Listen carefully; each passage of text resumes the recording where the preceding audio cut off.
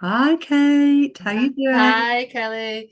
I'm good, thanks. Yeah, I'm great, thank you. Feels like ages since we did the last one. Yeah, Can't back. even, It was how Christmas long was time, it? wasn't it? Was it? Oh my God. And it's what? Nearly the end of January, the longest month ever. We're Definitely the hurtling, longest aren't month we, of the towards year. February now? I don't know. It is a long month, but I'm like, oh my goodness, it's the 31st on Saturday. So not quite sure how that's happened, but yes, we're surviving, aren't we? Yeah. Well, we're surviving and we're thriving. But there's been a lot going Absolutely. on, hasn't there, darling? In the background, anyway. Yeah, we've all been having these revelations and getting healing and finding out more about our soul path and our purposes and everything. It's been quite accelerated, it feels like. Do you Yeah, and think it's so? Yeah. also wintering, isn't it? That's a lovely term that I like to use for it. Not Yeah. pushing or using the new traditional New Year energy to force ourselves to do anything yet. But it's not really Yeah. that energy. Yeah. Because that's how we're actually designed to live seasonally, but we don't allow it anymore. Modern society, it's just push, push, push, go, go, go, isn't it? But it's not actually natural to us and the way that our bodies work, and in these like shorter days and everything, it's really should be more of like a resting and receiving kind of time, and maybe a reflecting as well. So I know. so resting, receiving, and reflecting. There you go. The three R's. I know. I love how you've The three mentioned R's that makes receiving a month. because that is something that we're going to be covering today. Just Yeah. allowing ourselves to receive. Yeah, you're right. Rather than pushing Yeah. and giving all the time. So Yeah. it's a nice Giving ourselves reminder. permission. Giving ourselves permission to receive. And there can be many reasons why we don't actually do that. But obviously, we'll be delving into that in a little while. So Yes. I suppose before we get going, shall I just open the space, darling? Have you got Oh, your okay, candle? got them. Yeah. I'll get my matches.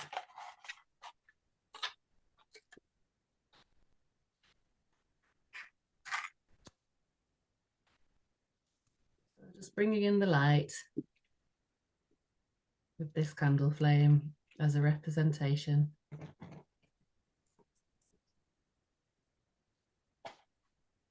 And I just want everyone here to know, everyone watching, that this is a safe and sacred space and that we are protected, and surrounding all of us now with a beautiful golden ball of pure angel light, surrounding our homes, our loved ones, and us, and everyone watching and listening, surrounded with beautiful angel protection and loving light. And within this space, we are only available to that which is of the light, and nothing else may enter. We welcome all that is for our highest and greatest good. And we offer this information in the hope that it guides and supports and helps others. Ishna isiatia kususuna, ina sisiatia kiakuso, shena sisiatia kiakusuna, eana sisiatia kususun inia, shena sisiato sotu kutusia, ina sisia, shiana sisiatia kiakuso, e siena eatia kiakua, ina sisia u. That's beautiful. Thank you, Kate. Thank So you, we've got a darling. lovely episode, very loosely planned for you, because as you know, we like to tune into the energies just before we hit record. But it has been on our plan for a little while that we felt it was aligned for Kate to be able to share her story as I did a couple of episodes ago now. But it we didn't want to force that either to be Kate, and it just No, yeah, yeah. it's more Well, from a place of showing people different journeys and so that people can resonate with overcoming certain challenges and what can happen when you face things in a certain way. So it's more that angle, isn't it? Rather than you saying, this is yeah, how I did it, do yeah, it like me. Well, I think sometimes, because we naturally always question ourselves, don't we? And sometimes I think we think that, I don't know, that there's something wrong with us, or, or it's just us, or, we and it can be helpful to understand that other people, have similar circumstances. And it's not about, because everybody's obviously own, experience is unique to them, but it can be helpful. It can be we can learn from hearing other people's stories. And I know I've kind of held off telling mine, but I've been prodded and nudged Yes. and kind of nagged and shoved in the back by my guides and received, repeated messages, even through other channelers as well, that, just need to kind of speak up a bit more and be more visible online. So that's something, because I've kind of like I've been wintering as well, and I have been kind of hibernating and been doing a little part-time job as well, which has taken a lot of energy. But it's because my dad passed away in October. So I think I've just, yeah, well, I don't think I know that I've just been allowing myself that space, really. And I think it was important to allow myself, to do that, to sort of grieve and to kind of work through that. And obviously energetically, a lot's been going on, haven't we? With all the portals and the solar flares and just Yeah. everything that we've been going through. But I feel like, yeah, I'm starting to come out of that, out of the other side of that now. And I do feel like it's a bit, I think I'm going through a bit of a metamorphosis in some ways, sort of energetically. It's like kind of getting ready to launch myself back out on the world. So I suppose this episode of Soul Talk Sessions is the beginning of that. Yeah. We'll Absolutely. kind of we'll And have to see how it goes. it reflects the shedding, doesn't it? And the moving into the fire horse energy that we've spoken Yeah, about a few times now. And I think it's nice to yeah, be able to relate that to your experience and how you've been yeah. navigating that yourself. Yeah, definitely. I think there's a lot of shedding being going on of the layers, and that is the whole.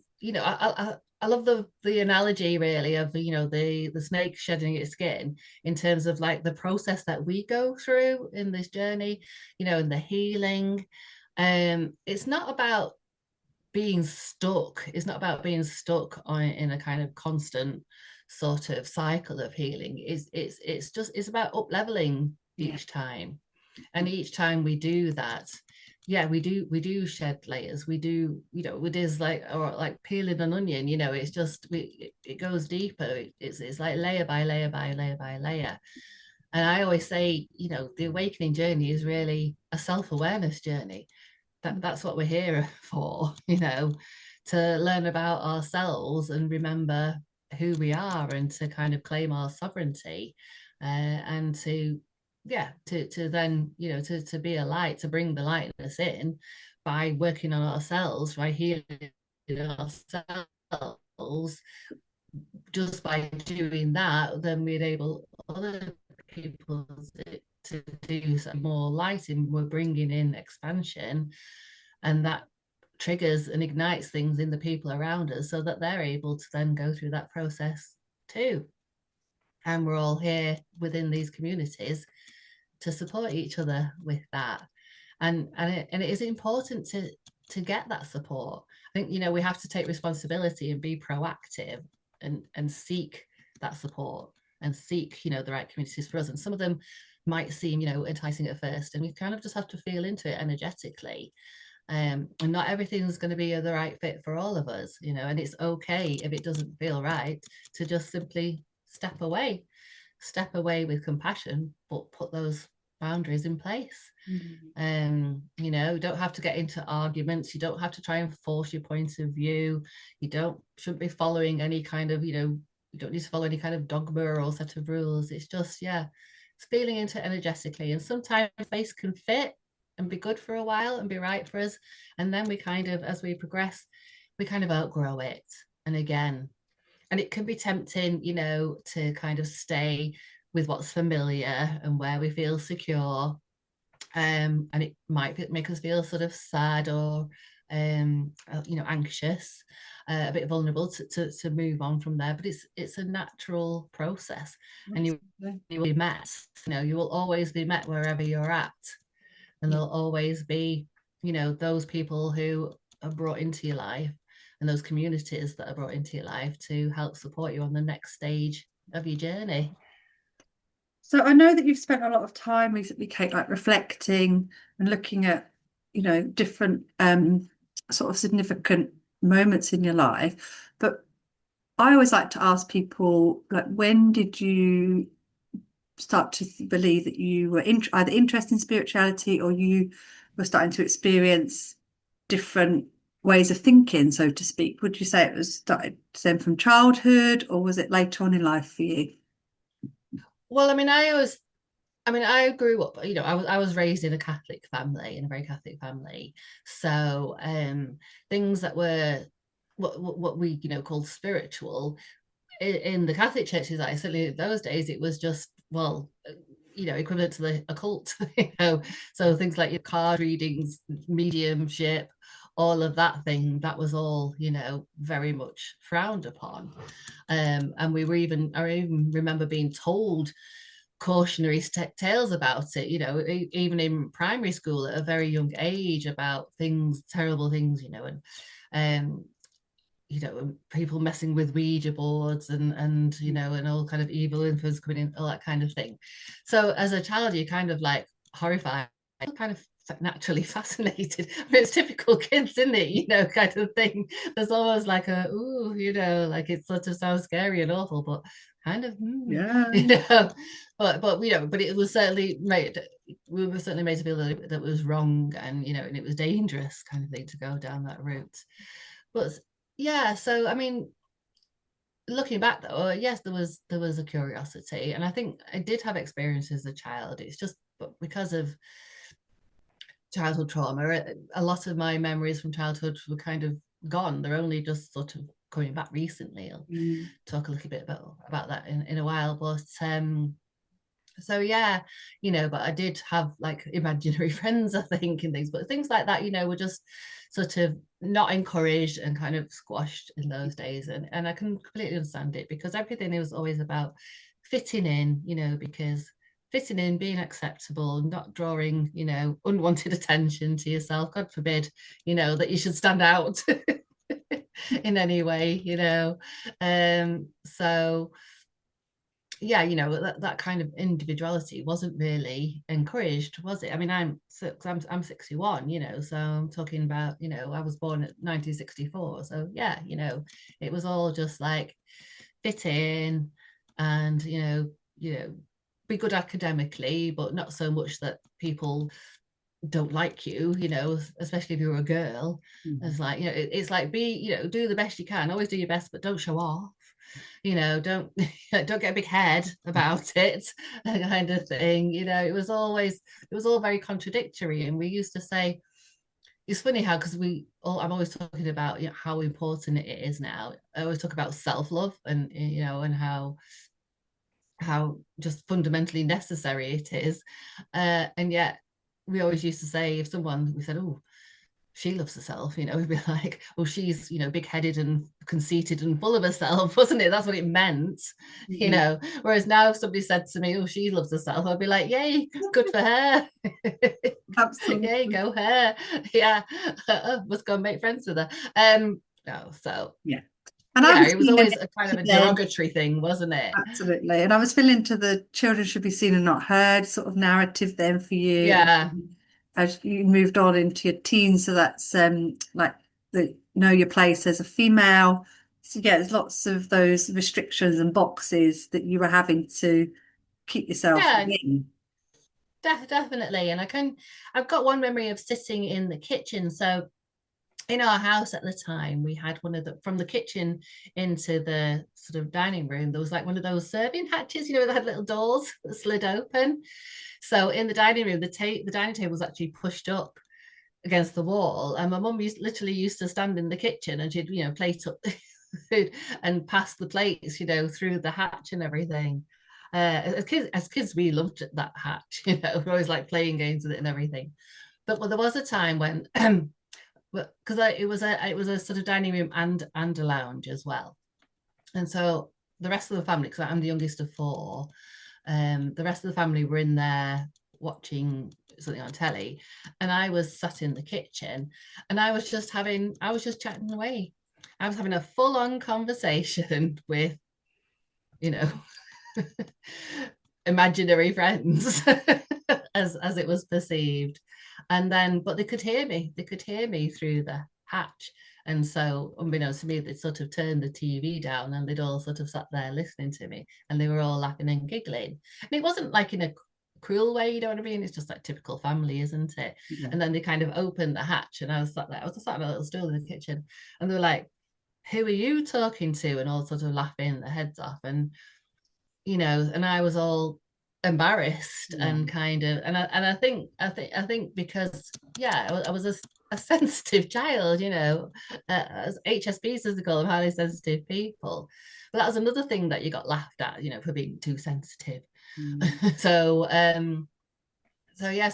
think I kind of shut it down, and stopped having those conversations. And so I used to go to all sorts of places in my head. So that was probably me having those experiences, because as children you are much more connected and attuned, but it kind of just gets knocked out of you, doesn't it, Yeah. by life and society and family and all of those things. Um, so I'd say, and I showed a curiosity in my kind of 40s, late 30s and 40s.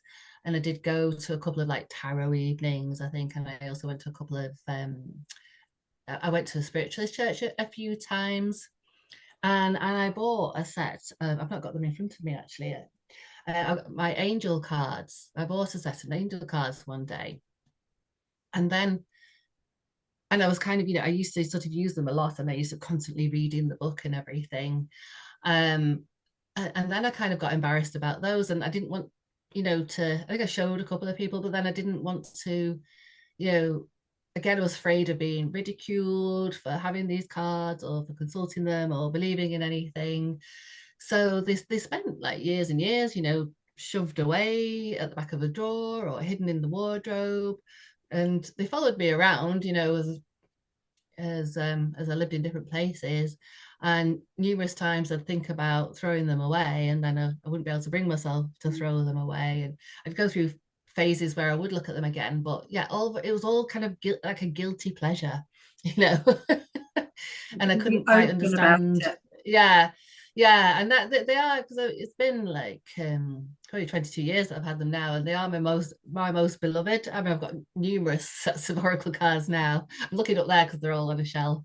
Um, yeah, I've got numerous sets now, but they're still, my most beloved, and I keep them in a little velvet drawstring bag. And I never look at the book. I think I've lost the book, isn't it? I never look at that anymore, because that's the thing with cards. It's a tool for self-inquiry, isn't it? It's helping you connect in with your higher self and with your heart and things. And as not necessarily always with a loved one or with a guide or another being. Quite often you can just use them to help you really connect in with yourself and what it is you're really feeling. So they're a useful awareness tool in that respect. Absolutely. So, And did you just but sit on those for a little while and let it simmer, or did it allow other things to start coming into your what awareness? Were you what trying to block it, do you think? and that was really odd. I think I, I think I came in and out of it. So I Reiki, and I think I was about 38, something like that. And there was somebody in the I lived in a small town called Atwood at the time, and there was somebody who was doing massage and different things and Hopi ear candles, like holistic therapy. Yeah. And I'd picked up a leaflet, I think, that she'd left in the salon, hair salon or something. Um, and one of the things on there was Reiki, but it didn't really have a description. But I thought it was a type of massage because I've Mm. not heard of it before. But I just felt so drawn to it. just like really drawn to it, not knowing what it was, but just thought, oh, I want that. Yeah. And so I rang her up, and she just had a little, therapy room in a house. Um, and I rang her up and said, oh, I'd like to have Reiki. And she went, all right, and have you had it before? And I said, no, no, I've never had it. And she went, oh, do you know what it is? So I said, well, it's a type of massage, isn't it? And she's like, oh, no, no, it's not a massage. So I was like, oh, right, well, what is it then? And so she described it, as a form of energy healing, and and I was just thinking, oh, no, that sounds weird. I want to I be was like, touched. oh God. I was thinking, oh God, no, that just sounds really weird. So I think I was just went silent on my end of the phone. And then she said, well, if you wanted a massage, I do different kinds of massage. She did Swedish body massage and things. She said, you can have a massage. And I opened my mouth, swear to you, Kelly, I opened my mouth to say, oh, yeah, actually, it was a massage I was wanting. And I went, no, I'll have the Reiki. Going, You're "Ah." so new. I couldn't believe I'd said it. And she was like, "Are you sure? Are you sure?" And I was still thinking, "No, I'm not sure. No, I don't." And I went, "Yes, yes, I'll have the Reiki." And, Brilliant. she still gave me a get out clause because she said, "Well, okay." I said, "She said, tell you what, it's an hour for a Reiki, it's an hour for a massage. So, you don't have to decide right now. When you can decide on the day when you come. So I made the appointment for like a few days afterwards, and I went, okay then, but I'm gonna have the Reiki." Just They weren't letting you get out of uh, that, were they? no. So off I went, and I lay there in the basket. It was nice and relaxing. I did remember seeing some colours, feeling a little bit of tingling and things, but nothing more than that. Did feel a little bit emotional, I think, but yeah, nothing of any significance happened. Mm. There was no great like, revelation, no visions, no big awakening or anything like that. It was nice. I enjoyed it. And I think she did give me a message at the end, which I was quite intrigued and surprised by. And she Yeah. said something about she'd been told to give me the color green, so it's heart chakra color. So the next thing I know, I'm chatting to her and going like, well, how did you learn this and how do you do this? And she said, she told me it was a couple in Bury that they was Reiki masters. I said I'd never heard of Reiki masters before. And she said, I said, oh, because I'd like to learn it again. It's like I'm like, where is this coming from? So she, But you've so got she, an she alter gave me the ego. number. Yeah, just so I ended up phoning up this random couple, retired couple in Bury, the others even from the other side of Bury from where I lived in, like Blackroads part of Bolton, um, and arranging to go along, and spend like the day with them. And we didn't have sat nav then either, and I was quite an anxious driver, but didn't know where I was going. But no, off I set, and off I went to their house and met this lovely couple and spent the day with them. I mean, they could have been cultists, they could have been kidnapped, anything really, but no, it was a really lovely day. But you didn't get given any kind of like training book or manual. I didn't really get a lot of information. They showed me how to do a sort of hands-on, but there wasn't really much explanation of it all. um but I did have an experience at that because there was a young lad who was actually their granddaughter's boyfriend, Mm. and he was being attuned as well. So the granddaughter, she was there at the beginning, and then she went off. So she was attuned to Reiki, the granddaughter as well, and obviously told her boyfriend about it, and he was quite receptive to it. So it was just the two of us. It was a lovely lad. Anyway, when we were having the attunements, they sat him in a chair at that end of the lounge, and I was sat at this end. And they kind of said, "Oh, you're really lucky because we're both Reiki masters, so you're going to get an attunement off both of us."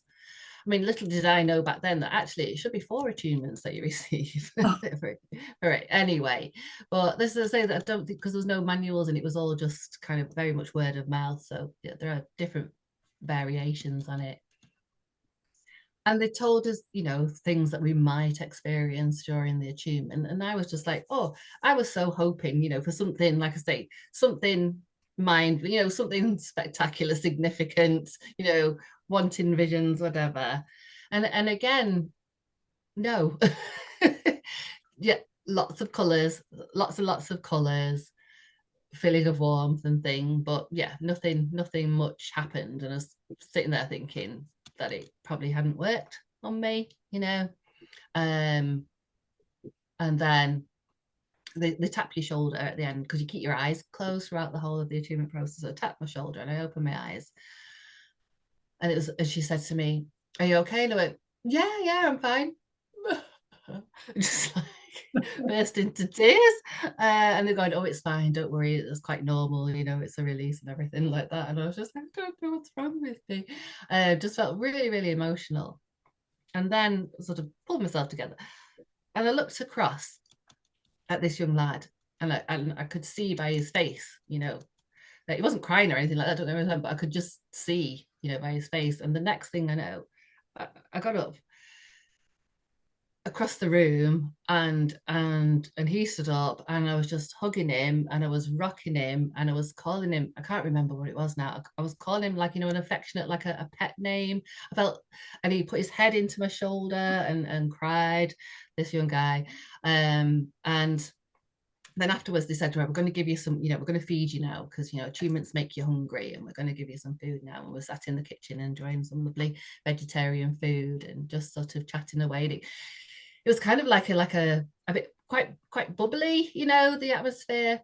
But I kept looking at this lad, and I just felt so maternal towards him, and kind of wanted to soothe him and touch him. And I just thought, God, I'm being weird, you know. So, because yeah, so I had to say to him, I said, "Look, I'm really sorry." I said, "I hope you don't think." I feel just really maternal towards you. I feel like I want to stroke your hair or something." I said, "I don't want you to think I'm some like, predatory, Yeah. cougar female. It's not that." I said, "I just feel really motherly towards you, and I don't know why and everything." So he told me that his mum, but passed, and he was only about 18 years old, this lad, and his mum had passed. He was younger, about sort of 10 or 11. And he said the way you rocked me, and what the name I'd called him was what she used to call him. This pet name is what she used to call him. And honestly, I totally believed, that his mum sort of came through me Yeah. and got me to get up and give him the physical hug and comfort. Mm, So that was a significant experience, I say. of course. 20, how many years ago? It was 38. 23 years ago, can't do the math. So I kind of loved it, and I did talk to people about it a bit, and did sort of practice it on the family and everything. And then a couple of years later, met somebody else who had done the Reiki level 1 and wanted to do level 2, and we decided to do it together. So we found a lady that was like, convenient for us both, and off we went. And unfortunately, I just didn't have a good experience at the Reiki level 2. um we were doing a meditation, and during the meditation I just kind of went off somewhere. And I now know it was a past life experience, but I didn't know what was happening at the time. I was just in this situation that was not pleasant, shall we say. And I don't know how I knew, but I knew it was a man, and it was just, it frightened me. It frightened me. And she sort of ended the meditation, and she looked at me and she went, "Are you okay?" And it's the same thing. I kind of went, "Yeah, no." And I told her what had happened, and she said, "Oh, yes, well, yes, because you're very open, aren't you? You're very sensitive." I didn't know what she meant. Um, and so she just kind of stood over me and was doing something. And she said, and I felt myself going calmer. And she said, "I've shut it down." Um, and I kind of, yeah, I just, because we're Reiki level 2, there's homework you do, and you have to do some distant healing and things, and then you get your certificate when you've completed all of that. I just never completed it. I just didn't do it. And I used it a bit, I think, on family events, and then it just, yeah, I just kind of, it just faded away into the background. And only time I did sort of try, I felt like I was sort of trying to force it or dredge it up from somewhere. there were times I wanted to give it to myself, when I was struggling, and I just sort of couldn't, wouldn't give it to myself. So yeah, and life was difficult, and my first husband and I, eventually separated, but for a long time we were kind of living together but separately. There was a lot of financial issues and things, but eventually we separated and moved on. And I met somebody else, uh, after a few sort of disastrous relationships and being on the dating scene and everything. I met someone else. And yeah, I thought it was my soulmate, up until that point, the absolute love of my life. And we were together for 7.5 years. And I was still married, I was separated. I've been separated for several years, but not actually divorced when he met. And I didn't actually get divorced until, well, probably 5.5 years into our relationship. And again, it was just because it was just messy. It was just messy financially, but it all got sorted. And then, and he proposed, and we spent 18 months planning this wedding. And when I married my first husband, I was pregnant with my youngest child. We had 3 kids, so we just went off on our own and did it. So this time I was having the big day. I was having the big wedding day. I was having the dress. I even had the full-on dress. It wasn't white, but it was like a blush pink, I think they call it, and it had a train, and I had a tiara, and bridesmaids, the whole thing. Had hen do. He had a stag do. Um, and we were due to get married on the 7th of September, but he started to feel unwell. He got a really bad cough, and it dragged on, and he was off work with it, and he was going back and forth to the doctor, and the doctor sent him for chest x-rays and said, oh yeah, there's, you can see all these white marks on your lungs, and that's a sign of infection. Anyway, long story short, it was cancer. He had prostate cancer, and he had been through chemo and everything and treatment for that. And as far as we knew, it was absolutely fine. They measure it with PSA levels in the blood, and his had gone from being up here to like in the minuses, So, and he was fine physically, and he had a job where that was very physically active.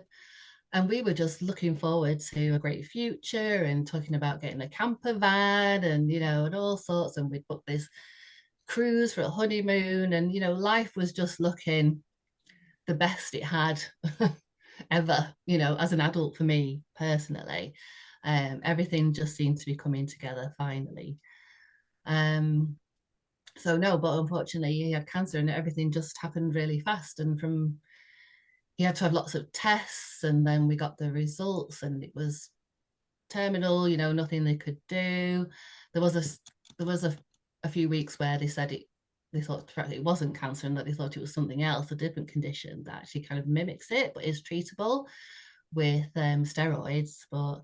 And of course we looked that up and convinced ourselves that that's what it was.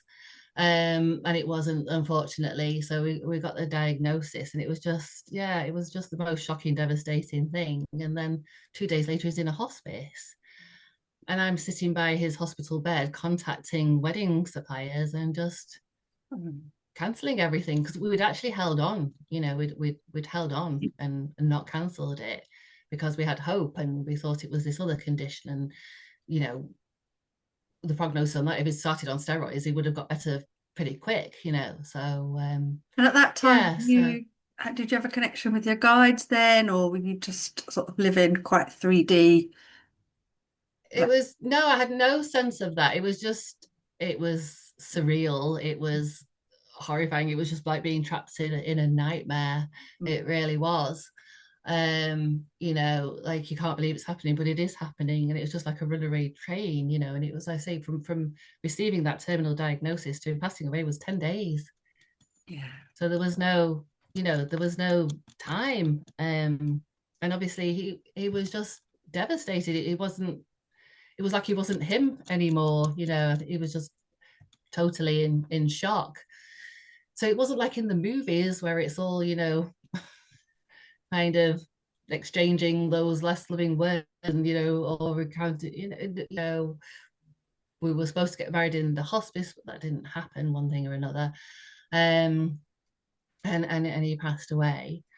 Um, and then I was left in a very, very vulnerable position. And it's not his fault. He thought he'd taken care of things. He'd made a very basic will whilst in the hospice. A lawyer had come down at the request of the hospice staff, but it was just very basic. And the lawyer didn't explain to him about, that it only covered his things like his home, his belongings, his bank account. It didn't cover things like pensions and stuff and other things. And the house was in his name only. Like we got it together, paid half the mortgage, but it was in his name because obviously when we moved in there, I was still not divorced. And Yeah. so just we were keeping it all separate. And it was all one of those things, oh, we'll sort it out, when we're married, everything will be fine. Once we're married, it doesn't matter. Yeah. So, but as a common law wife, you have no legal rights whatsoever, like nothing, and the house wasn't in my name and everything. So I had no entitlement. I also wasn't working at the time and I'd been looking after him. So suddenly I've got no future, no partner. I'm losing my home. I haven't got a job. It was just absolutely devastating. And unfortunately, his family were not kind, shall we say. Mm. Um, and yeah, so it was 6 days after his passed when I was being told, well, the house needed to go on the market and things. So it caused a major rift, sadly, and completely cut off really all contact. I did dig my heels in actually and sort of stay there for a few months, but yeah, it wasn't. I felt very vulnerable, Yeah. and but as far as they were concerned, I was totally in the wrong, and I was the bad guy, and I was the bad person, and I was being selfish. And from my point of view, I just thought they were being hideously cruel. There was no middle ground. We were just completely opposite sides of the spectrum. Mm. And yeah, so and it was just all so devastating. And I did think about maybe just following him, Mm. just just going. But I didn't do that, and I've got children. And although it felt like I lost everything, I still had family, I still had friends, I still had people that cared about me. I lost some friends, because yeah, when you go through something like that, not everybody can handle it, and also, or some people again chose to perceive me as having been selfish for choosing to try and hang on to what was really morally at least mine. So anyway, but I reached a point where it was at such a low ebb, and I just thought, I've had enough. I've had enough of this. And also, it just felt like I needed to maybe honor Will's life in a way, and that because he hadn't wanted to go, he didn't feel ready to die. He was devastated. So I just thought, and I felt like I looked back at my life and felt like I'd always been surviving, always just been surviving, and always been struggling. And I just thought, I want to just make the most. If I'm gonna carry on, and if I'm gonna live to a ripe old age, which because I don't know why, but I always think I definitely am going to. Yeah. Then I just thought I need to change. I need to do something. I don't want to carry on like this. And I turned back to Reiki. Like, Mm. it just came into my mind that that's what I should do. And I found a lovely Reiki master, Kirsten, and I started going. I was having like 2 sessions per week every week. What I managed to do to survive financially is because I turned 55 and I had a private pension, Yeah. and I was able to access that. So I took a lump sum. So I actually was able to give myself a breathing Time. space. Yeah. Yeah. So I was having sessions with her, and and it's like I fell back in love with Reiki again. And I think she said to me that my third eye had been blocked. And when I told her the story of what happened at the Reiki 2, she said she thinks it was then, that it was something that was just done unwittingly. It was meant to be helpful, but she'd Mm. actually just closed off my connection. And so it started to open up again, and I started to have experiences during those Reiki sessions. And I decided I just wanted to do it all over again, starting from scratch, and do so read, take Reiki level 1, attunements retake level 2, and Yeah. that's what I did. We went into COVID, unfortunately. But I'd managed to move, because that's another thing I struggled with, because I still wasn't working. So, and I didn't, obviously I couldn't afford a mortgage or anything like that, but I needed to find somewhere to rent. But obviously they want things like, well, they want you to be employed. Yeah.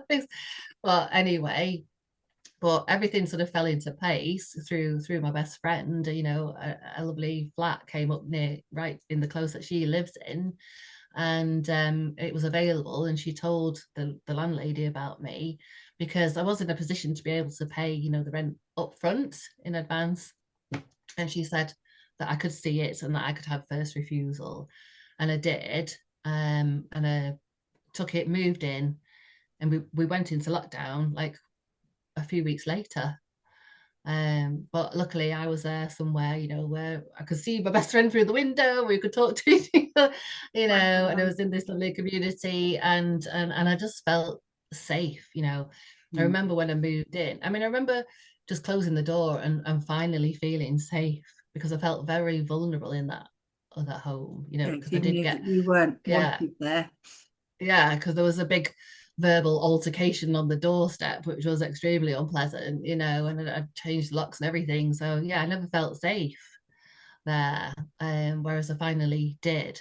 I did cry my eyes out the first morning that I woke up there, because I just did think, how has this happened and how Mm. have I ended up here? And but anyway, the, obviously I couldn't have Reiki anymore because of the COVID, but because I'd had so many sessions, it really helped me.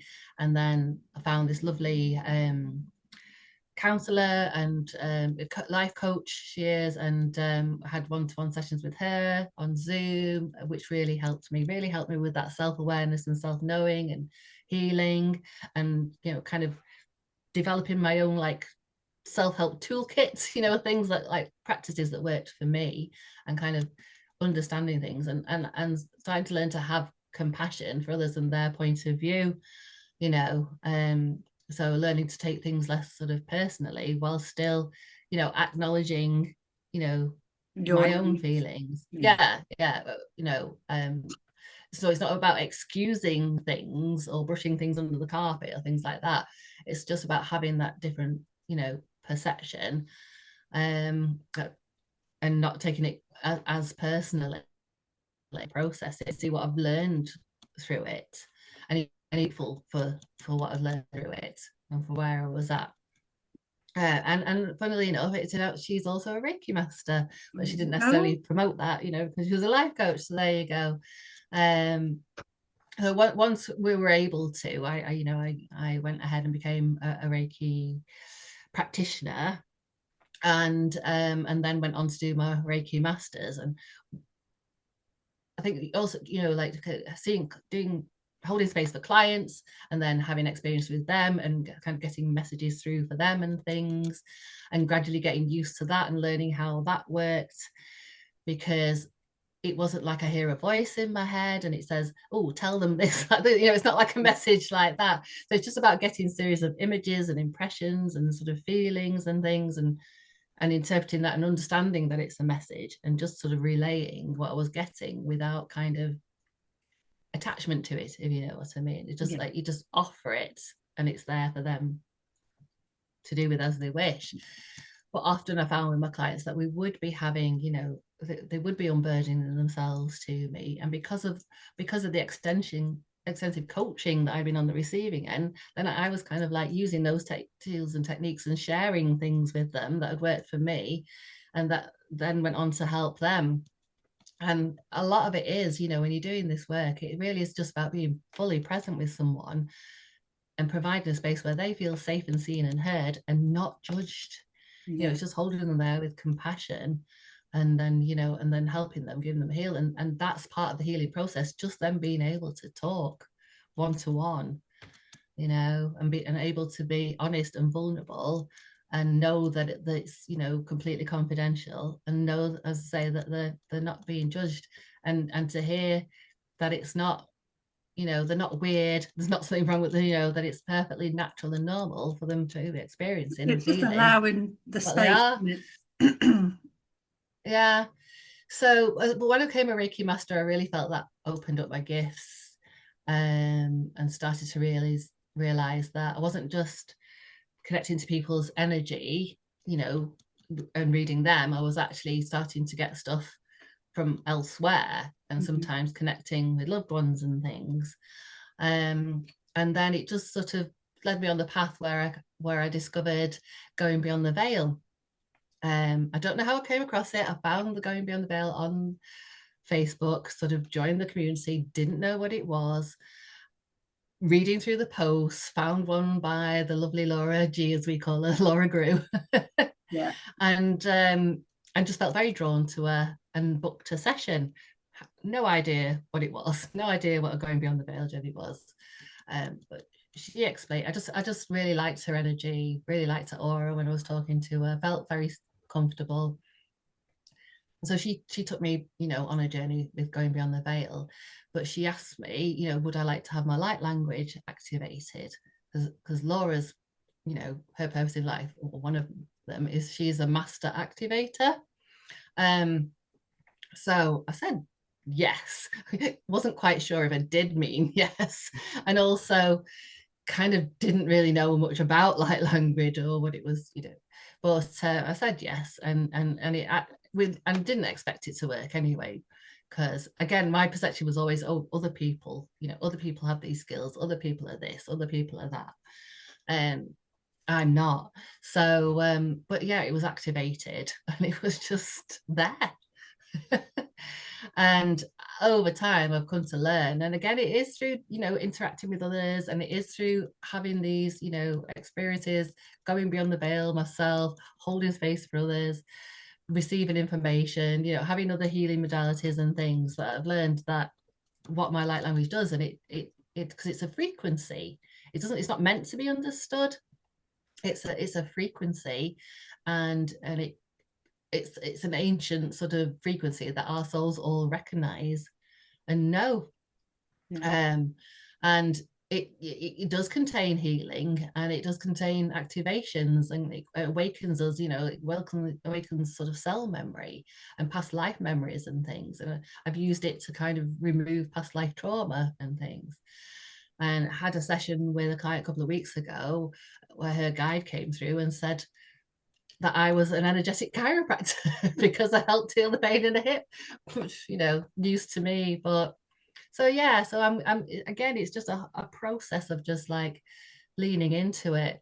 So in my case, I was kind of my awakening, as in being aware of it being awakening, or thinking of it as awakening. I kind of put it to like that catalyst in my life where I went through, where I was at rock bottom Yeah. and feeling like I'd lost everything. And I had a choice to make. It was a choice: do I just give up? Do I depart? Or do I just sort of exist? And I was like, I chose to thrive. I chose to survive, and that took me down a path and brought me to where I'm meant to be. And I would just like to say, to those who don't know me, by the way, I'm now happily married. Yeah. Yeah, so I met my lovely husband Ian online, and I found a happiness that I simply didn't believe I would ever have again.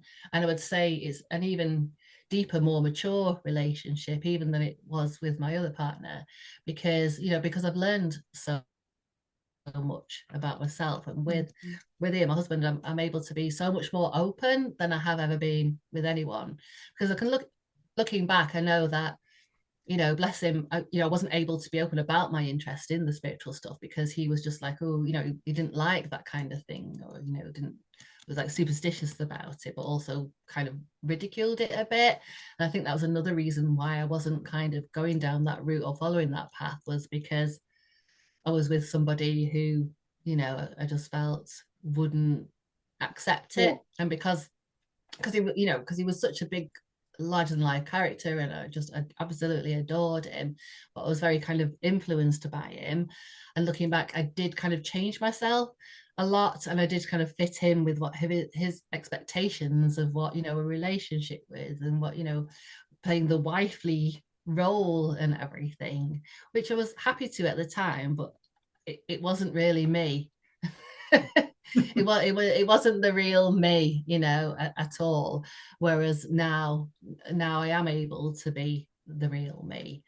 And even though I wouldn't say that his husband's sort of particularly into all of this, or that he has his own spiritual experiences, but he's very open-minded and very supportive.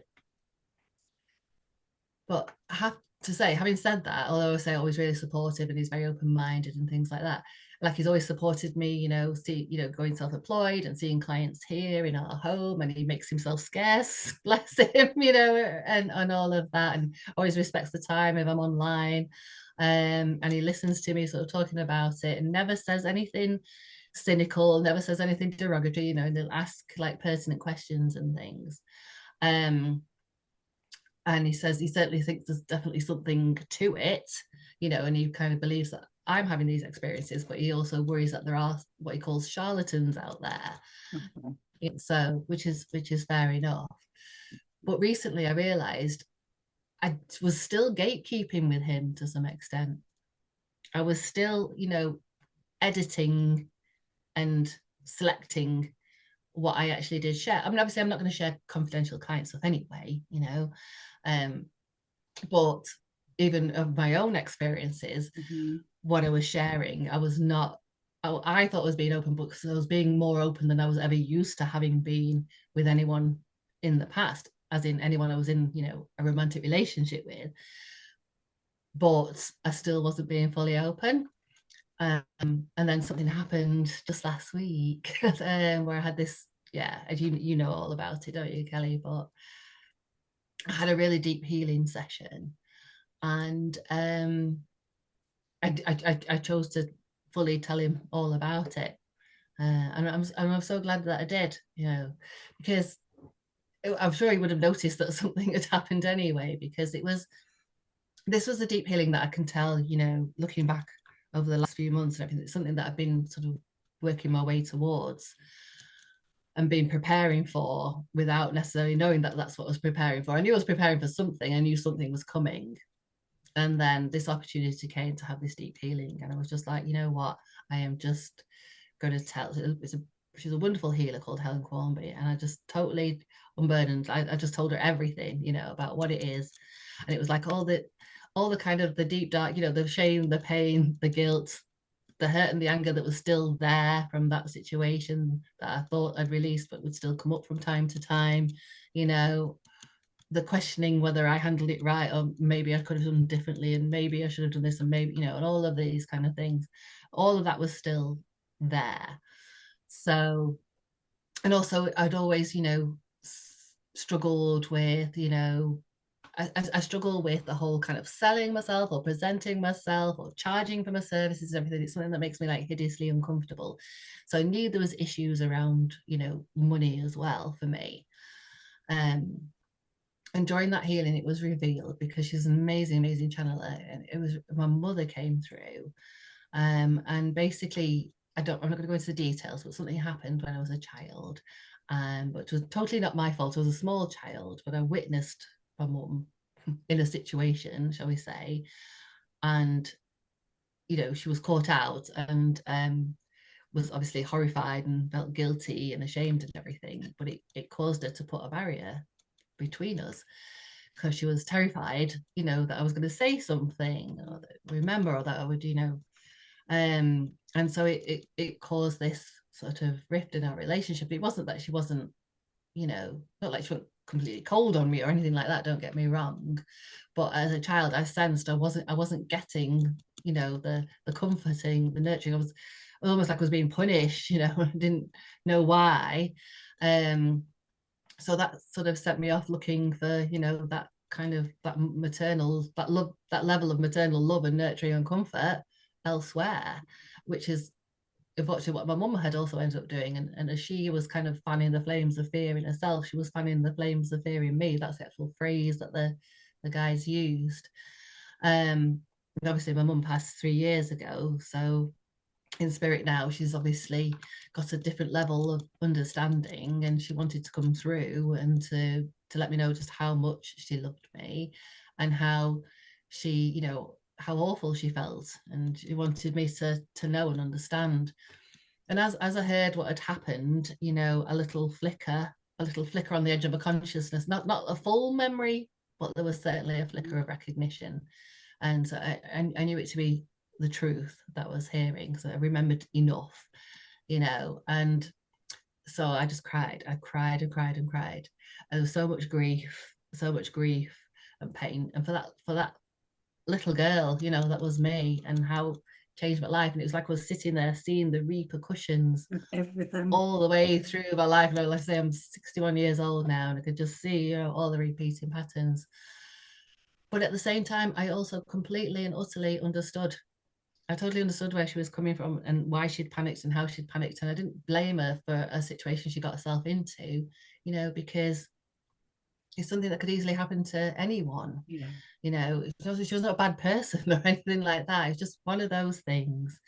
And she wasn't somebody who was necessarily able to communicate, because she wasn't from a generation that was used to, like, openly expressing their feelings, and yeah, you can see things that come down the maternal line, because my mum used to show her disapproval if she was cross with you by giving you the silent treatment, because her own mother had done that to her, and so you learn these conditioned responses. So I might be a small child, and my own mother's not talking to me and acting like I'm invisible, you know. So yeah, so that's very anxiety inducing for a child, and also, brings up those feelings of guilt and shame, and I'm bad, I must be bad, I must be naughty, there's something Yeah. wrong with me. And what I find really empowering about that part of your story, Kate, is that you could feel it coming, as you said yourself, but it was like you were getting drip fed. Your mum was in different aspects of interactions you were having with Oh yeah, healer, yeah, and then you acknowledge there's something that needs, excuse me, I need that final shedding, and you lent into it. Whereas a lot of the time, our nervous system and our wants to keep us safe, so it would make us run and yeah, hide. And I think what you and I had a conversation because you booked the session with Helen and you like geared yourself up for it because you just knew it was going to be raw. You knew it was yeah, going to I be, did. but you allowed Yeah, it. And that's yeah, huge because by suppressing it even further, we don't know what would have the outcome would have been, but yeah. it has to be, it was bubbling up, so to speak. Yeah, yeah, and I was at I reached a level now on my own journey where I'm able to process that, to have the compassion for myself Yeah, as well as my mum, and to be ready to acknowledge it and release it, and to hear the truth, which I don't think I would have been even, say, like a year ago, for instance. And the day before I had the session with Helen, I'd actually done a little meditation, because it was my mum's anniversary. And in the meditation, I'd actually managed for the first time to connect directly with her myself. She's come through a couple of times in going beyond the veil journeys, sort of briefly, but this is the first time I really connected with her myself and felt her energy. And it was very loving, you know. So I'd already had that the day before, and I'd been feeling it for a few weeks. Because I said to you, didn't I, that there was something, I knew there was something she wanted to tell me, and I just didn't know what it was. But I knew it was coming up. I was going to find out one way or another.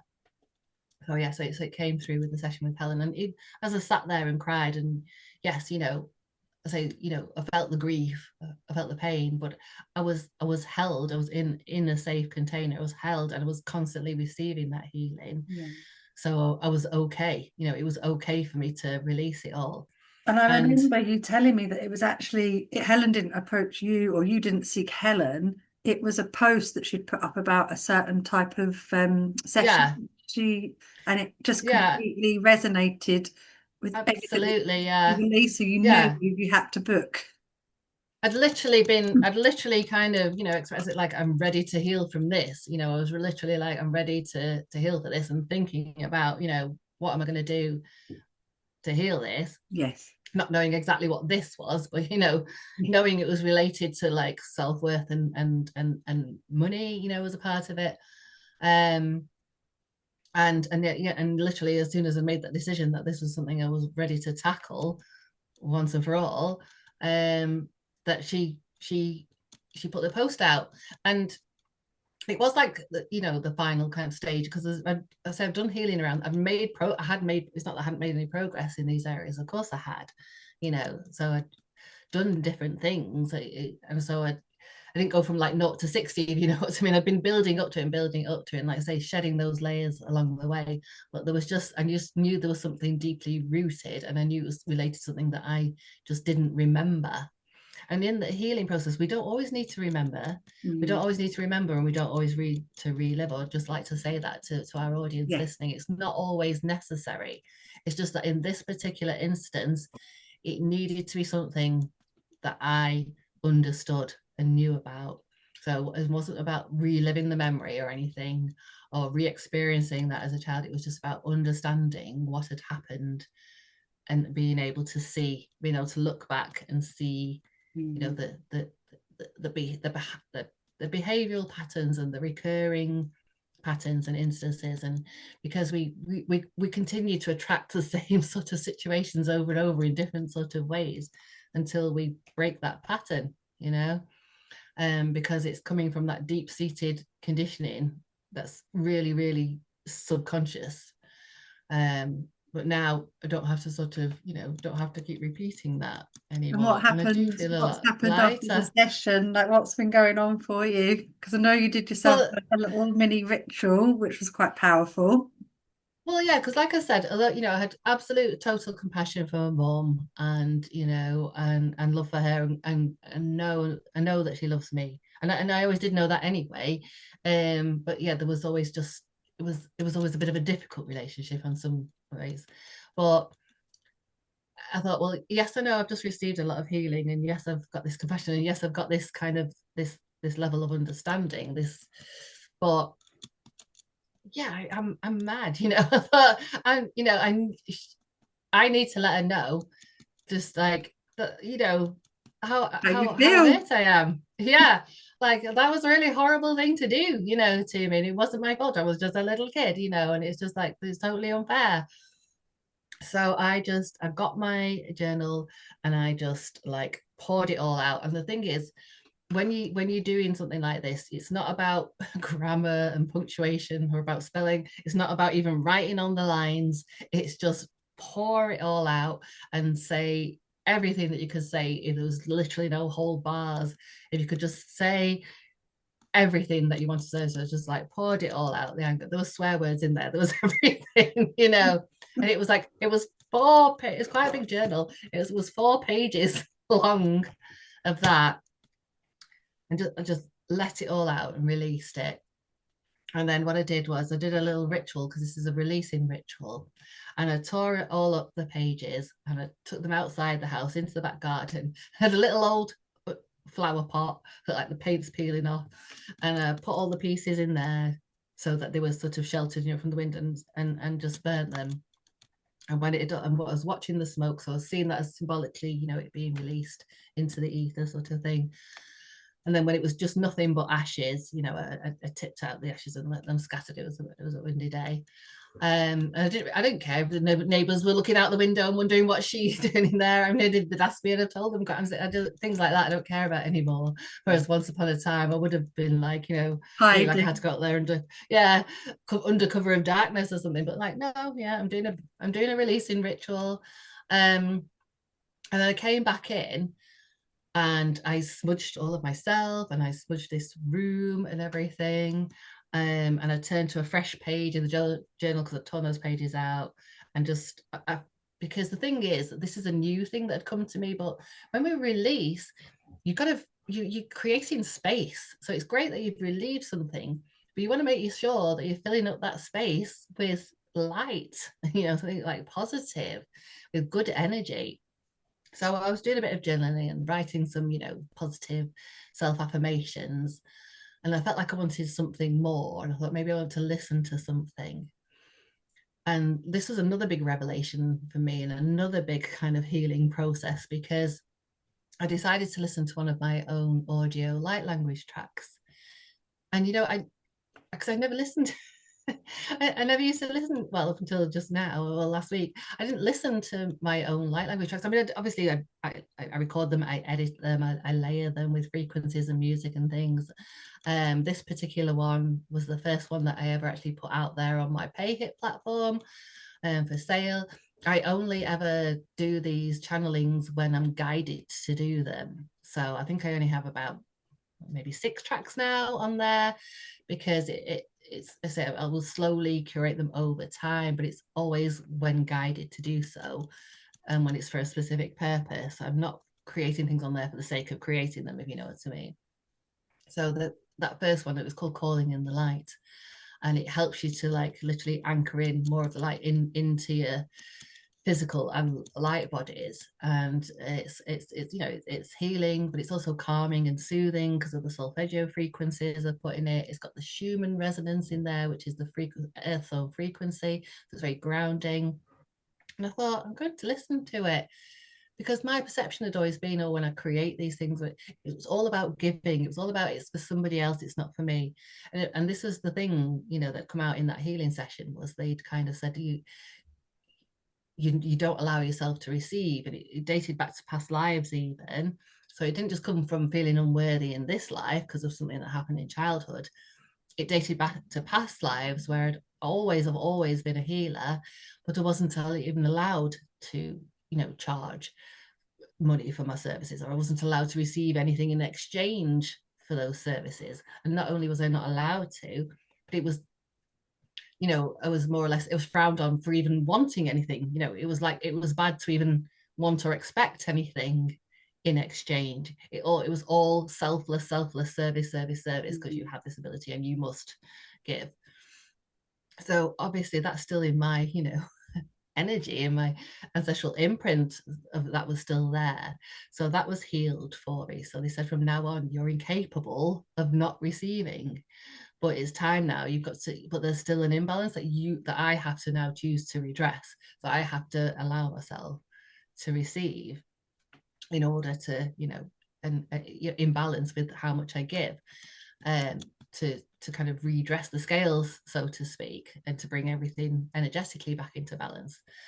Um, so and this, I feel like this listening to Calling in the Light was the first thing. So I listened to this track, and then I thought, do you know what? I thought, I was worried I might cringe, or I might think, oh God, it's really not that good, is it? Oh, oh, it's a bit amateur hour. But because I don't have a recording studio or anything like that. Just me on a laptop using a piece of software that I don't really know what I'm doing with, just sort of feeling my way through it.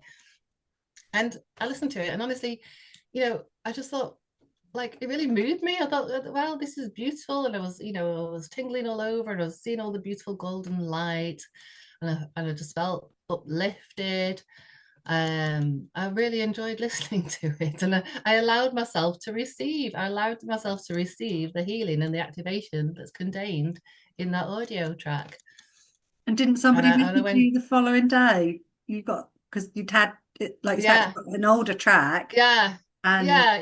when it It's been first came around for a out, you little were getting while. lots of really lovely feedback from it, but then obviously it trickles out, doesn't it? And you maybe Yeah, think, that's oh well, right. Yeah, it was kind of, it had a little burst of interest, and like, yes, 70 odd people downloaded it, purchased it. And then of course that sort of fizzled out, and I've produced other tracks since then. Um, but then yeah, it just recently, since I did that, a few people have contacted me, and told me how much it's helped them, and it's helped them with something specific.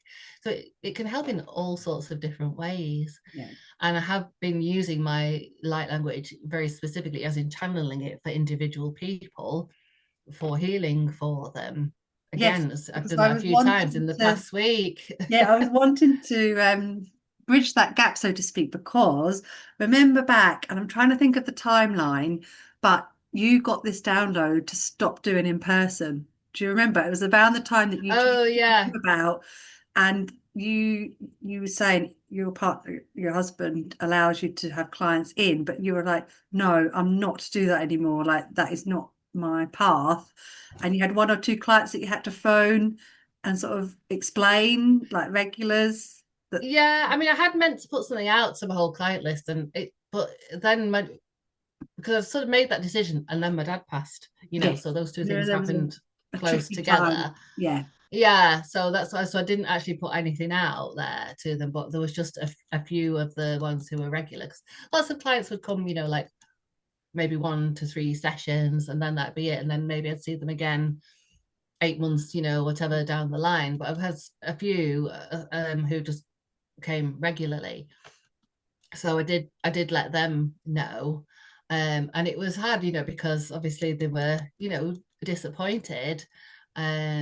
But it wasn't that my guys were telling me not to. It was just something that I was feeling that I just didn't want to do. You weren't Not sure because at I, the time why you were yeah, nudged, which is why it's yeah, a new way that you're about yeah, to but it was, explain has happened. yeah, I think it's just because, it is being, everything's aligning for me because, we are, as you know, planning to make the move to Spain anyway later this year. And I was just wanting to be able to work online. And I just felt certain things actually worked better in that energetic online space as well. So, and obviously, and being able to do it from anywhere in the world really was my kind of was on my kind of wish list, my desire, as I call them, my desire list. It's not want, need, wish, it's desire list.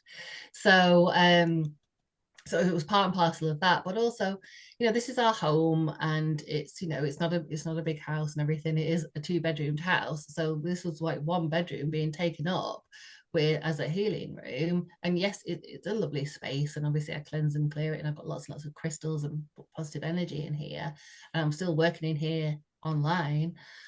But it's kind of intrusive, constantly having people come to your home and coming on a kind of ad hoc basis and bringing their energy in, So it's not that I don't ever want to do one-to-one. I'm willing to do it, but if it's right for me and if it's aligned with my path, then I am trusting and opening up to receive a space elsewhere that will be suitable for me to use. And also, I'm still, open to doing group. I do group sessions sometimes, for instance, in person. So I'm still very open to do that. But it is about moving on from kind of pure Reiki into this, energetic light language healing. And therefore, someone does not need to be physically present with me. And I certainly don't need to put my hands on them or even anywhere near them for it to work. So it's just gone up and up and up. And what I've been told by my guys is that I can sort of channel, I can hold any frequency from any realm. So it's just like being like a lightning rod, like a conductor. And that's what comes through. Mhm. So another reason to sort of keep my space kind of more clear, really, and to sort of try and keep that vibration high. Because, like many of us, Kelly, I don't always remember to do the clearing. I don't always remember to do the protection. And some negative energy did get left behind in this room by somebody. Not not deliberately, because obviously they wouldn't know that they were doing, but they had, something going on with them and everything. And that was kind of released into this space and kind of hung around. So luckily that was brought to my attention, and I managed to sort of lovingly clear that and remove it. But it's not about scaremongering or something like this. It's just about knowing that, when you are a beacon of light, you are visible. Energetically can be sensed and seen in the collective energy. And therefore, you just want to make sure that you're only bringing in that, that what you desire, that it's only that which is of the light, that it's only that that's, is the highest and greatest good. That anything else can't sort of attach to itself, or kind of mess with your frequency or anything. So it's just good spiritual hygiene, Yes. and it's good physical hygiene anyway. And it does nobody, even if you don't really believe it, or you've got a few doubts about it, it does you no harm to do this anyway. You know what I mean? Think of it as maybe a better safe than sorry sort of thing. Yeah. And there's so many different ways you can do it, but it's just so intentional. But it's literally just, setting that intention that you're only available to that which is of the light. really, and just visualizing some kind of protection around you in whatever form it takes in your head. I've had people see themselves in a pyramid. I've had people see themselves in like a sort of bubble, like the dome over the Hogwarts castle in Harry Potter, you know. See people see it as different colors. Um, some like some see it like an aura, like a Ready Brek, like the Ready Brek commercial. The kids used to have that glow around them. The Ready Brek commercial, like that, like the Ready Brek girl. So it's just visualizing that and just sort of setting the intention that that is in place.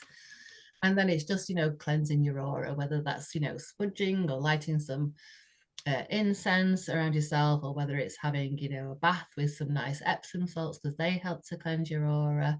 Whether it's visualizing, asking Archangel Michael to come in and bring you that protection, because that is what he is there for, and that is what he does. And we can all call on Archangel Michael, and he will come in for us. He's not for the select few, he will come in for all of us and bring his protection to us. Um, yeah, and we can just ask for that, that whatever it doesn't serve is released, and we send it into the light with love.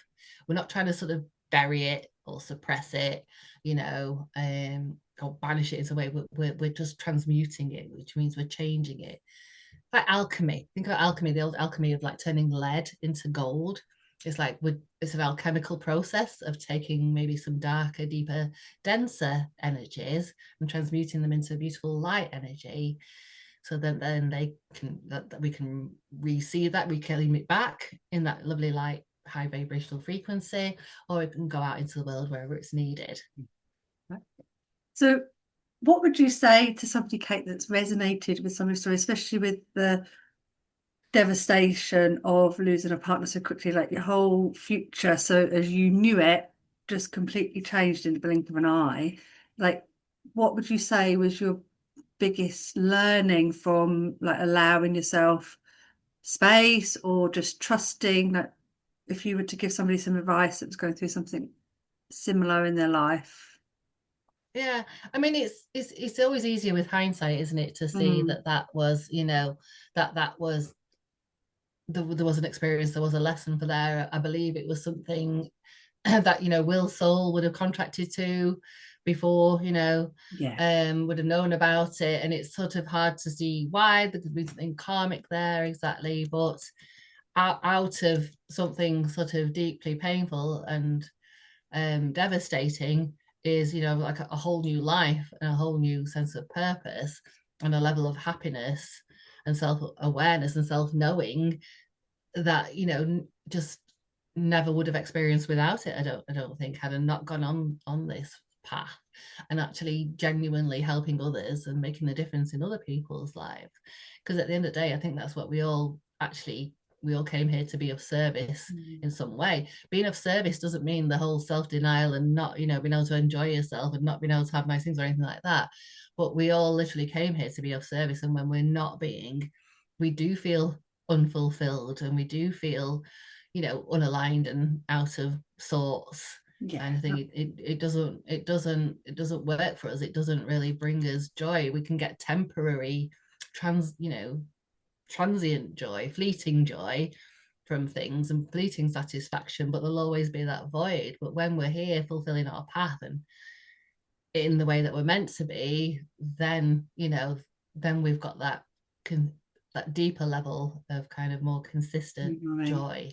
Yeah. Yeah, because it is what we came here for. And I think it's remembering that, this we've had many lives, all of us, whether you think you have or not, or whether you know you have or not. We all have. We're all here at this time. It's not by coincidence we chose to be here.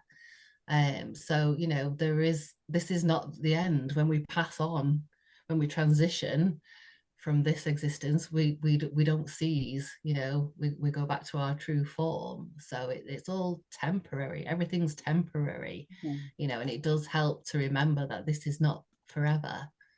It's hard when you're in the depths of the pain, but you can choose to just get through the next day, the next hour, the next minute. You can Yeah. choose to just sit and breathe and just breathe and connect to your own breath and know that you are here and present and alive in this moment. And I think you can choose to be proactive and seek the help. It can take courage to ask for help, but help is always at hand. And the last thing I would say to anybody is you are never, ever, ever alone. You know, your guides are always with you.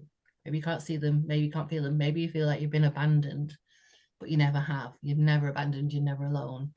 And if you could see them, if you could see how many people, how many beings are with you, if you could feel that love, you would never ever feel alone ever. It's been so beautiful hearing your journey because what I wanted to highlight was you and I have only had a connection really very recently, although it feels like lifetimes to us, doesn't it? And Yeah, it's been probably been about what, fascinating for eight to me, 9 months, is it? yeah, Yeah. to sort of learn about your journey. But the short time that I've known you, what is that you're also open to exploring parts of yourself. It's like a remembrance. And we get so excited, don't we? We're like, oh, I've been done this and I've done that. And it's like, obviously, we don't just go along with everything that we're told. It has to land and it has to speak to our souls. But it's like we're open to more knowing and understanding, and it's allowing you to integrate that into your work because your new branding, Yeah. your website, things like that, you're going to embody in all the information that you've been told, and that is allowing you to create new collaborations with people walking similar paths. That will all something is brewing, and we'll be able to maybe Yeah. reveal some things in other episodes. But it's just I mean, I think the thread through us creating soul talk sessions is we've always said follow the little breadcrumbs, once you step Yeah. through certain portals, other things open up, and it's just the beauty and the magic happens when you start to trust, doesn't it? And Yeah. enjoy Yeah. your And it path. trust is absolutely everything. Trust is everything, and allowing is everything, because we resist, we resist by worrying, we resist by doubting, we resist by second guessing, and this is all very human traits, so it can be difficult. So it's just about kind of, again, with compassion for yourself, just stepping back and noticing and going, yeah, like I'm questioning this over and over, or I'm doubting myself here, or I'm not trusting, or, and it's kind of just go with it. Just go with the first thing and try it. Like sometimes information comes through, especially being channeled through another person, and you've got to remember that time is only linear for us here in our 3D dimension, but for them it's not linear. So sometimes information comes through, but maybe it's come through for something that's going to happen later, or the timing, we're kind of interpreting as, oh, this is just about to come up, but it might be a bit further away than we thought, or they're just dropping something in, like you say, because it's a breadcrumb. So it's not necessarily like, oh, act on this, Imminent. go and do this now. It's just a breadcrumb, and so you just allow, so you can just, like, make a note of it, and then you can just like park that and wait to see what Yeah, unfolds. But absolutely. then other times you will be getting that, yes, come on, take action. It's time now. Kate and But I, know, we're both in a very privileged position that we've been able to explore and look back and reflect and have a bird's eye view now, so that when we do work with clients, or we are somebody does come to us with something that's happening that it feels quite tough in their lives, that we don't always say, oh, it's always happened to you for a purpose, because not everybody needs to hear that at that time. And I know you were told that once, and somebody said to you, oh, it's too soon, I'm so sorry about your experience with yeah, Beyonce, but you weren't ready to yeah, hear that then. So it's different for everybody. However, what I've found by being around others like Kate and myself is that we're now able to pass on our knowledge and have become the healers, or the, I don't know, the information providers, because it is that ripple effect. And that the person, spiritual agony ants. yeah, that person won't realize at the time that their whole world had to crumble to be able to help somebody else a year, 5 years down the line, because that's not why you're experiencing it now. But you can look back and be like, oh my goodness, you know, Yeah. And I've had to spend, I'm Yeah. up leveling, and part of that process has been to look back not just at my spiritual journey for the last year, but even beyond that, right back to childhood. And you can see the patterns and you can see where you've had to overcome certain challenges because it's led us to this point. And that might be Yeah. quite deep for people, but like, and I'm so glad I made notes on this spiritually because somebody told me about 6 months ago, you need to start writing everything down because you're going to need it. And it's just these little wow, oh my goodness moments as you do, Yeah. um, because it's all creating the wholeness of you. Because you could heal something, I mean, like then you move on. But you know, Yeah. oh my goodness, you need to Yeah. celebrate all your wins, don't you, as well? Yeah, yeah, yeah, you do. I mean, yeah, yeah. I think we need to everybody needs to acknowledge themselves and Yeah. go, and any kind of little revelation or step forward, or any little moment of courage, and that presents differently for everybody. So, the one thing to do is not to compare. I mean, we talk about trauma when we think trauma has to mean something utterly devastating, but something that's small was a small trauma that, like I say, that's something that happened to a child that could have been sort of said to you or done to you that might not seem like a big deal to anyone else whatsoever. And maybe you as an adult wouldn't, if you remember, it wouldn't necessarily as a big deal, but it can have repercussions if we don't understand, that how things, that something that's sort of said to you could just plant a seed that could just be carried throughout, especially, when you're in that certain level of development when you're small, where you're like a sponge, and you're learning about the world and you learn and soaking it all up, and it's creating your perceptions and impressions of you, of the world around you, and and the perception that we all tend to get is like, well, the world is not a safe space, you know. uh, where am I? This place is not a safe space, and I have to be a certain way in order to be safe. Yeah.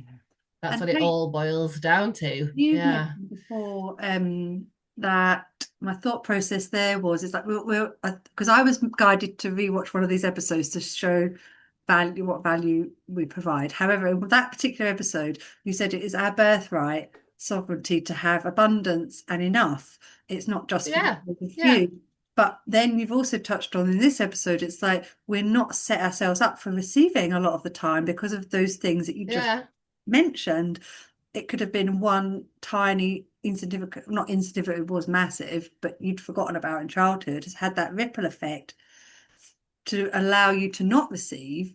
So what we've been doing, and I think a lot of people might benefit from this, is that when you do allow yourself to receive, whether that be a compliment or you've decided to get your hair done or you've treated yourself to like that extra top at the supermarket, you come home and you tell yourself how proud you are of yourself for allowing yourself to receive that item or experience in the mirror because you have yeah, to settle your nervous system for that. You like you're congratulating yourself, you're telling yourself, I'm so proud of myself for booking in to get my highlights done because I haven't had them done for 6 months. Because otherwise there's a lot of shame with treating ourselves, isn't there? There's a lot of shame yeah, showing ourselves self-love because you mentioned at the beginning of the episode, you could have been criticized for that, maybe like and sort of, oh, she's a yeah. of Like, herself, oh, or you know. yeah.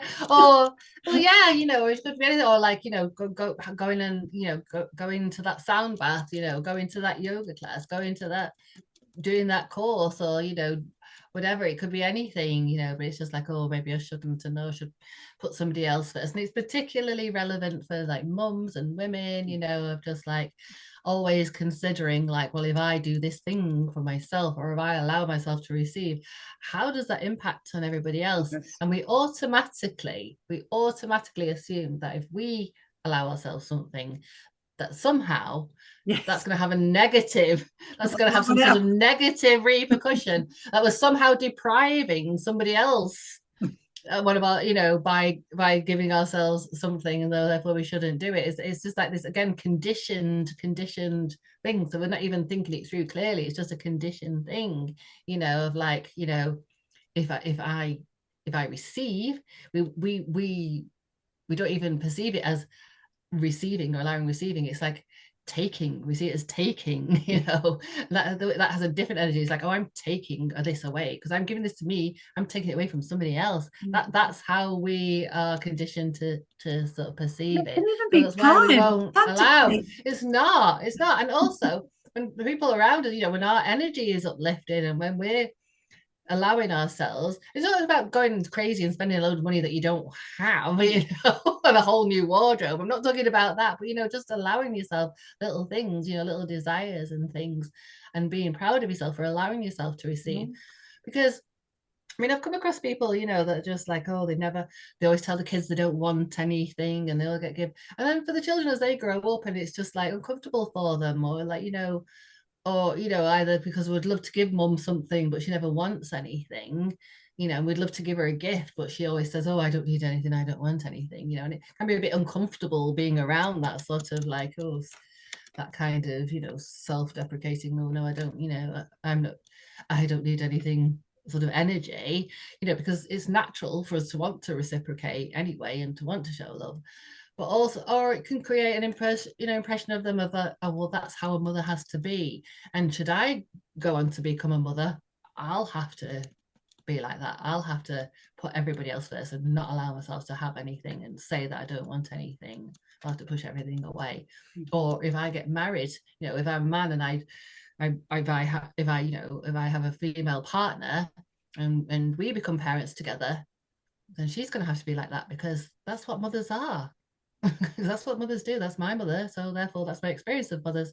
So her mother will have to be like that. She'll have to be like that as a mother. It just creates these things. You have these ancestral, these have these patterns that go Yes. down, and it's like a lot of things coming down the maternal line of like that influenced by mother, by mother, by mother. Going all the way back. And we're the pattern breakers. We're here to sort of break those patterns. And you can letting people see around us that yes, we're allowed to have joy, we're allowed to receive and be happy, and that raises our vibration and it raises their vibration too. And then also maybe they think, well, this is okay and I can be comfortable and safe doing that myself. So again, it's the ripple effect, isn't it? It's that little pebble in the pond and all the ripples going out. And those, do we want to make those positive, happy ripples, or do we want to make those negative, dense ripples? Yeah. Do we want it to be a wave that slaps someone in the face and knocks them over? If you find yourself telling yourself that you can't do something because of someone else or it will have a negative, just like give yourself a little bit of a check and be like, right, how does that actually work? Because it's not, it's just a belief, isn't it? As Kate said, that we've just Yeah, conditioned to think. yeah. Just be a bit So, more and rational about it. yeah, and sometimes there might be just specific circumstances Yes. where you do have to do a workaround where maybe you can't be right in that moment, but you can still plan it in for another time, where there might be some compromises, you might get some support, something like that. But the tendency, if you're just being a martyr the whole time, if you're being a martyr all the time, I can guarantee you that the resentment is building up Yeah. underneath. If you're making yourself into a martyr, it's not a comfortable, happy place to be, not for you and not for the people around you. I can tell you that now. And at some point, that is going to leak out and it's going to explode, because the Yeah. resentment is going to come out at some level because we're not here to be martyrs, And I you was just know. thinking then, because I'm not conscious of time, because I feel like you and I let these things run, so to speak. But if you've managed to stay to the end of this, either in one sitting or two Yeah, sittings, well done. Well done yes, if you have.